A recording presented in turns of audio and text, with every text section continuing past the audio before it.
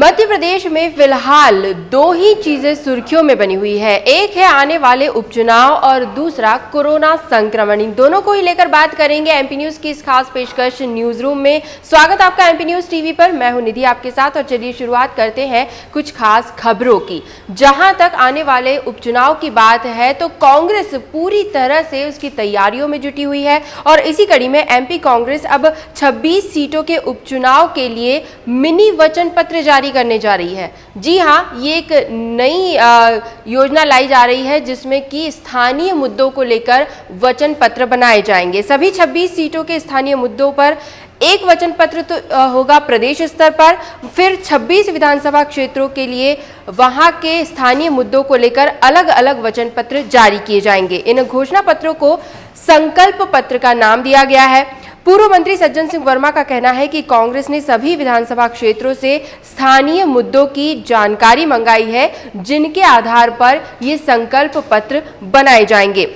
संकल्प पत्र के वादों के साथ ही जो पुराने वचन पत्र थे उनके वादों को भी पूरा किया जाएगा, जिनमें खासतौर पर अतिथि विद्वानों को नियमित करने का वादा भी शामिल है। इसके अलावा सड़क निर्माण कार्य, पेयजल, सिंचाई, स्कूल, कॉलेज और रोजगार के अवसर देने की भी घोषणा की जाएगी। वैसे आपको बता दें कि इस उपचुनाव में भी किसानों की कर्ज माफी का जो मुद्दा है वो काफी ट्रेंड में बना हुआ है और अब स्थानीय मुद्दों को लेकर अगर संकल्प पत्र बनाए जा रहे हैं तो ये देखना काफी दिलचस्प होगा कि आने वाले उपचुनाव में क्या इन संकल्प पत्रों के आधार पर कांग्रेस बाजी मार पाती है। वैसे अच्छी पहल है कांग्रेस की, अगर स्थानीय मुद्दों को उठाया जाता है तो अंततः फायदा तो जनता का ही होगा। तो आने वाले जो उपचुनाव है वो काफी दिलचस्प होने वाले हैं। दूसरी ओर अब हम बढ़ेंगे कोरोना संक्रमण की तरफ। वो जो है फिलहाल मध्य प्रदेश में काफी चिंता का विषय बना हुआ है क्योंकि कोरोना अपनी पूरी रफ्तार पकड़े हुए है। भोपाल की बात करें, राजधानी भोपाल में तो हालात बेकाबू होते जा रहे हैं। शिवराज सरकार में कैबिनेट मंत्री अरविंद भदौरिया भी कोरोना पॉजिटिव पाए गए हैं। उन्होंने गुरुवार सुबह एक वीडियो जारी किया और अपने संपर्क में आए लोगों से क्वारंटाइन होने की और टेस्ट करवाने की भी अपील की है। मुख्यमंत्री शिवराज सिंह चौहान और राज्यसभा सांसद ज्योतिरादित्य सिंधिया ने ट्वीट के माध्यम से उनके शीघ्र स्वस्थ होने की कामना भी की है। वैसे जहां तक राजधानी की बात है तो आपको बता दें कि 190 नए कोरोना मरीज सामने आए हैं भोपाल में, जो कि अब तक का सबसे बड़ा आंकड़ा माना जा रहा है और कुल संक्रमितों की संख्या भोपाल में पहुंच गई है 4990 तक। वे क्षेत्र जहां से बड़ी संख्या में संक्रमित पाए गए हैं वो हम आपको बता दें Shivaji Nagar, CRPF camp, Arera colony, पत्रकार colony, police line, Raisen road, B Naveen Nagar और ऐशबाग। ये कुछ ऐसे क्षेत्र हैं जहां से बड़ी संख्या में नए मरीज सामने आए हैं और जिस तरह से संक्रमितों की संख्या बढ़ रही है उस आधार पर 24 जुलाई से भोपाल में वैसे भी 10 दिनों का लॉकडाउन घोषित कर दिया गया है। फिलहाल अगर देखें तो राजधानी भोपाल में 1538 एक्टिव केसेस है, लेकिन मौत का आंकड़ा जो है वो भी 148 तक पहुंच गया है। तो भोपाल में काफी चिंताजनक हालात बने हुए हैं, लेकिन प्रशासन अब पूरी तरह से सख्ती के मोड में है। वहां पर किसी भी तरह की लापरवाही बर्दाश्त नहीं की जाएगी और छोटी सी चूक को भी नजरअंदाज नहीं किया जाएगा। चप्पे चप्पे पर पुलिस बल तैनात कर दिया गया है और बड़ी सख्ती से इस बार लॉकडाउन का पालन करवाया जाएगा। वैसे आपको बता दें कि लॉकडाउन के दौरान दवाइयां, सब्जियों के ठेले, दूध की दुकानें और सरकारी राशन की दुकानें खुली रहेंगी, लेकिन फिर भी लोगों से अपील यही की जा रही है कि जरूरत होने पर ही घरों से बाहर निकला जाए। इसी तरह अगर हम बात करें इंदौर की तो इंदौर में भी 100 से ज्यादा नए मरीज लगातार सामने आ रहे हैं। कल के दिन भी 118 की रिपोर्ट पॉजिटिव आई है, जिससे कि कुल आंकड़ा 6457 तक पहुंच गया है। वहीं मरने वालों की संख्या भी 301 हो गई है। फिलहाल इंदौर में तो लॉकडाउन को लेकर कोई निर्णय नहीं लिया गया है, लेकिन जो प्रतिबंध लगाए गए हैं उन पर सख्ती जरूर बरती जा रही है। निरंजनपुर और चोइथराम फल मंडी शनिवार तक बंद रखी जाएगी। सरकारी और निजी कार्यालयों में भी 50% स्टाफ की ही अनुमति दी जा रही है। बाजारों में लेफ्ट राइट सिस्टम पूरी तरह से लागू किया गया है और साथ ही साथ कर्फ्यू रात के वक्त 9 बजे से सुबह 5 बजे तक कर्फ्यू ये भी लगातार जारी रहेगा। तो इंदौर शहर में भी भले ही लॉकडाउन नहीं किया गया है, लेकिन यहाँ पर भी पूरी सतर्कता जरूर बरती जा रही है प्रशासन की ओर से। वहीं अन्य जिलों के भी कुल आंकड़ों की अगर हम बात करें तो ग्वालियर में 43 नए केसेस सामने आए हैं, जिससे कि कुल आंकड़ा जो है वो 1798 तक पहुंच गया है। इसी तरह उज्जैन में भी 27 नए पॉजिटिव पाए गए हैं, कुल आंकड़ा 1024 तक पहुंच गया है। जबलपुर में कुल संक्रमित 846, खरगोन 571, मुरैना 1401, सागर 571, नीमच 558, खंडवा में भी 542 तक पहुंच गई है संक्रमितों की संख्या। और बुरहानपुर में भी हालांकि स्थिति थोड़ी काबू में है। बुरहानपुर में फिलहाल संक्रमित जो है वो कुल संक्रमित 451 हो चुके हैं। तो कोरोना संक्रमण को लेकर मध्य प्रदेश में जंग अभी भी जारी है, लेकिन इसमें योगदान जनता से ही मांगा जा रहा है, क्योंकि जनता के सहयोग के बिना ये लड़ाई नहीं जीती जा सकती। 10 दिनों का लॉकडाउन जो राजधानी भोपाल में लगाया गया है, वो भी त्योहारों के सीजन में। तो अब इस लॉकडाउन को लेकर भी कई तरह के सवाल उठाए जा रहे हैं।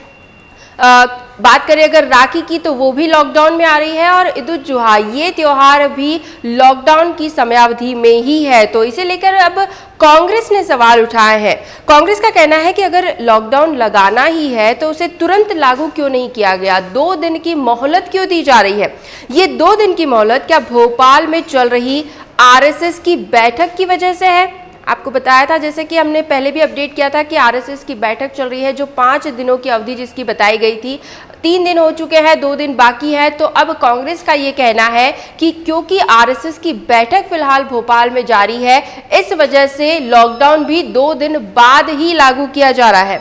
कांग्रेस विधायक आरिफ मसूद ने तो आंदोलन तक की चेतावनी दे दी है। उनका कहना है कि जनप्रतिनिधियों से चर्चा किए बिना इतना बड़ा फैसला कैसे लिया जा सकता है। त्योहारों के समय लॉकडाउन का फैसला पूरी तरह से गलत है।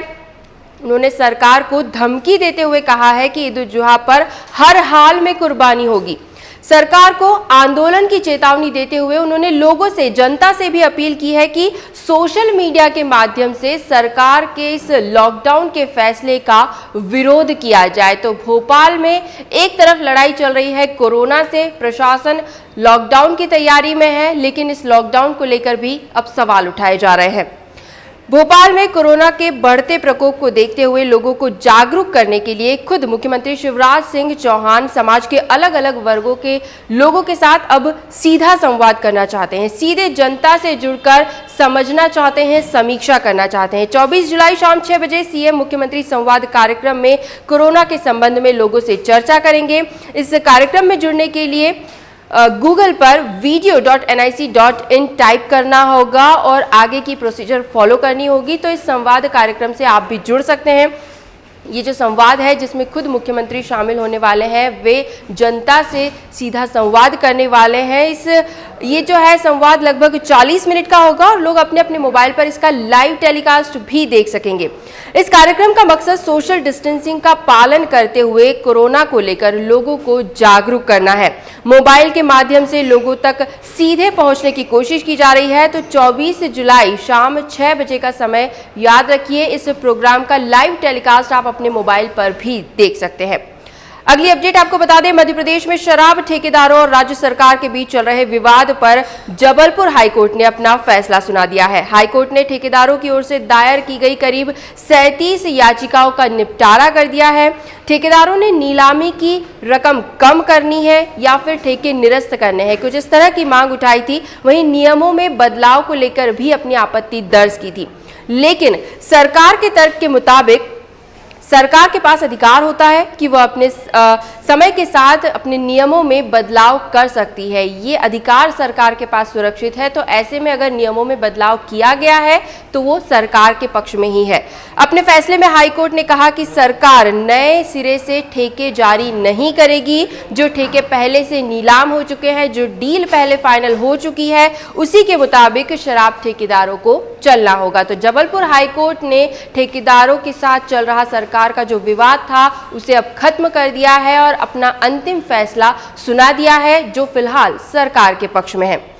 अब अंत में हम बात करेंगे मध्य प्रदेश के मौसम को लेकर। तो मध्य प्रदेश की जनता एक तरफ तो कोरोना संक्रमण से परेशान है, वहीं दूसरी तरफ रूठे हुए मानसून के फिर से बरसने के इंतजार में भी है।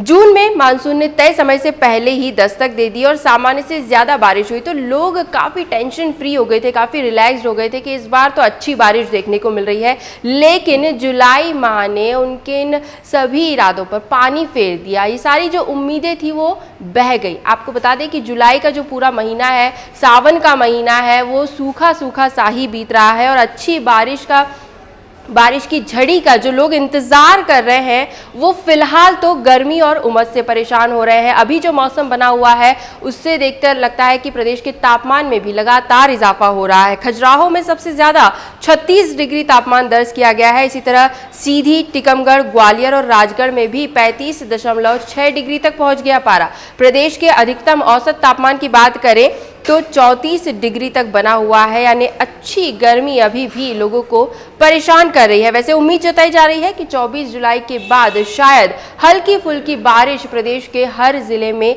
देखने को मिल सकती है, लेकिन ये सिर्फ एक पूर्वानुमान है। अभी भी अच्छी बारिश या बारिश की झड़ी के लिए कुछ और दिन का इंतजार करना होगा। तो एमपी न्यूज के न्यूज रूम से फिलहाल यही अपडेट्स। लगातार और भी खबरें और भी जानकारियां हम आप तक जरूर पहुंचाते रहेंगे। बस आप बने रहिए हमारे साथ और देखते रहिए एमपी न्यूज। धन्यवाद। एमपी की नब्ज, एमपी का हाल, मध्य प्रदेश की हर खबर एमपी न्यूज टीवी के साथ। लगातार खबरों के लिए सब्सक्राइब करें हमारा YouTube channel MP news TV. Latest updates के लिए बेल आइकन दबाना जरा भी न भूलें।